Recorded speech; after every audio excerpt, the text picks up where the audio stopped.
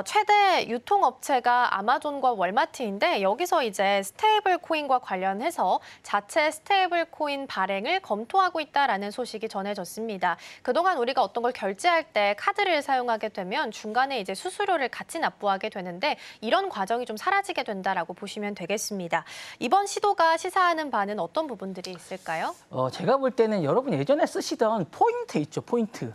이 포인트를 코인으로 대체하는 약간 이런 효과를 노리는 게 아닌가라는 생각이 들고요. 이 부분이 어쨌든 최근에 미국에서 스테이블 코인과 활용한 방안놓고 월마트라든가 이제 아마존이라든가 이뿐만이 아닙니다. 익스피디아라고 여러분 이제 여행 결제하시는 그 사이트가 있습니다. 이런 주요 항공사들까지 이런 것들을 방안 활발하게 놓고 이제 이런 이야기를 벌이고 있습니다. 이게 사실은 스테이블 코인이라는 건 1대1로 이제 달러를 연동하는 가상화폐인데요. 이게 이제 즉시 정산도 가능하고 해외 공급망이라든가 이런 거래가 가능한 이런 것 강점이 있던 디지털 자산입니다. 이런 것들이 하는 이유가 가장 큰 이유가 수수료가 안 됩니다. 수수료를 절약하기 위한 건데 이런 것뿐만 아니라 나중에 포인트 결제라든가 이런 게 그대로 하면 나중에 이런 것들을 나중에 안 쓰시면 자신들의 자산이 됩니다.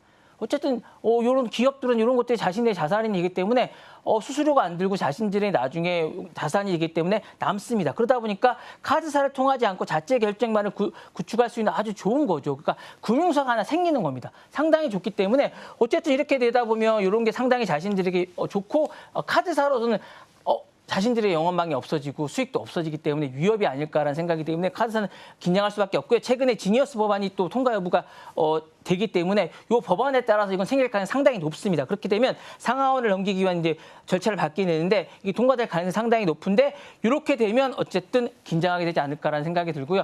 여러분 주식 투자하실 때 요게 생기면 비자라든가 마스터카드 투자하실 때 미국에 떨어질 가능성이 상당히 높습니다. 아마 떨어지지 않을까 생각이 드는데요.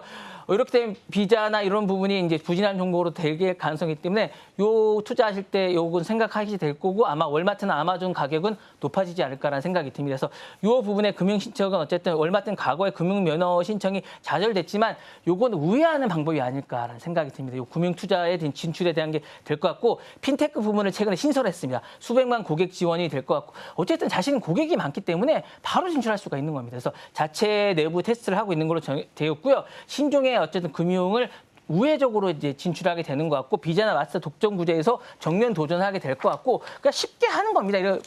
이거는 사실은 실질적으로 금융시장에 도전하게 되는 거 진출하는 의미가 있을 게 될 것 같고 스테이블 코인이 사실상 새로운 화폐가 된 게 아닌가라는 생각이 될 것 같고 스테이블 코인이 새로운 고객의 락인에 대한 정치가 된 게 아닌가라는 생각이 되면서 결제 주도권을 둘러싼 빅테크와 금융권의 전면전이 되는 게 아닌가라는 생각이 들면서 디지털 달러가 민간 주도의 새로운 모델 실험이 된다라고 생각이 되면서 결제를 넘어선 통화 정책이 어쨌든 선언이 아닐까라는 생각이 되면서 저는 이게 어쨌든 유통이 새로운 금융을 장악하게 되는 게 아닌가라는 생각이 듭니다. 그래서 이게 저는 금방 넘어서는 게 아닌가, 금융의 위기가 아닌가라는 생각이 듭니다. 네, 금융 결제 시스템과 관련해서 상당한 변화가 있다라는 부분 살펴보고 있습니다. 그리고 우리 국내로 끌고 와서 보더라도 이재명 정부에서도 스테이블 코인, 지역화폐 관련된 내용도 계속 언급이 되고 있는 상황이다 보니까 관련주들도 계속 주가가 좀 상승세를 타고 있는 모습이 보이고 있습니다. 그러면 이런 계획이 글로벌 결제 시장에 있어서는 어떤 파장을 좀 일으키게 될까요? 상당히 많은 변화가 있을 것 같고 여러분 쿠팡도 좀 유의 깊게 보셔야 될 것 같고요. 나머지 매체들도 우리나라의 어쨌든 그 많은 유통업체들도 유심히 보셔야 될 것 같아요. 그리고 이런 부분에 있어서 금융주들도 유심히 보셔야 될 것 같은 생각이 좀 있는데 이거 정말로 금방 변화가 있을 겁니다. 이게 실험적으로 하는 거지만 어쨌든 이런 부분에 대해서 암호화폐와 이 부분을 좀 유심히 보시는 게 상당히 좋을 것 같고요.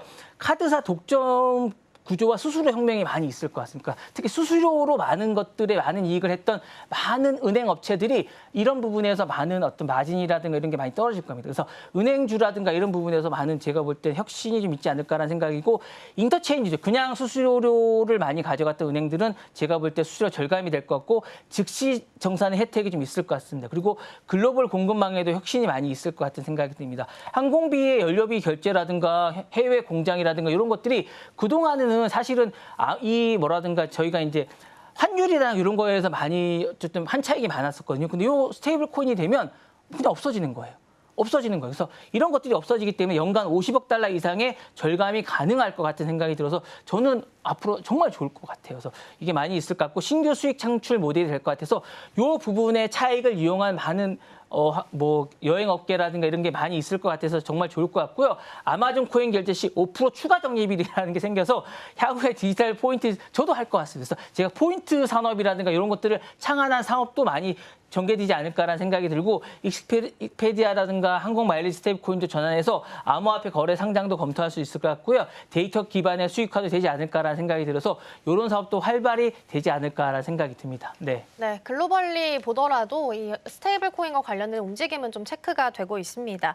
USDC 발행하고 있는 서클도 IPO 하면서 계속 주가 상승세 보이고 있는데 지난주 금요일 기준으로도 지금 25%, 그리고 장중 내내 계속해서 고점을 좀 높여가는 모습도 보였다라는 부분도 함께 챙겨드리겠습니다.